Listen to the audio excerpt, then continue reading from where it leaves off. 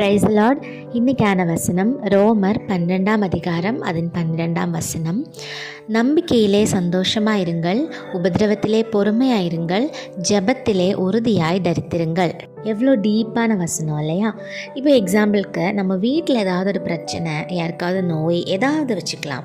அப்போ நம்ம பாதியிலேயே நம்மளோட நம்பிக்கையை விட்டுட்டு கர்த்தர்கிட்ட ப்ரேயர் பண்ணுறது கூட நம்ம சில டைம் விட்டுருவோம். அவ்வளோதான், இது ஒன்றும் நடக்க மாட்டேங்குதே அப்படின்னு நம்ம விட்டுருவோம் இல்லையா? ஆனால் பைபிள் சொல்லுது, நீங்கள் ஒரு விஷயத்தில் நம்பிக்கையாக இருக்கீங்கன்னா அதில் சந்தோஷமாக இருங்க, அதை டவுட்ஃபுல்லாக பார்க்காதீங்க. கண்டிப்பாக கர்த்தர் அதை நடத்தி தந்துடுவார். கர்த்தர் மேலே நீங்கள் நம்பிக்கை வச்சுருக்கீங்கன்னா அதுக்கு எப்பயுமே ஒரு கலங்கம் வந்துடாதுங்க. ஜெபிக்கிறதுல நீங்கள் உறுதியாக இருக்கணும், அதை பாதியிலே விட்டுறக்கூடாது. உபதிரவம் வந்துச்சுன்னா பொறுமையாக இருங்க.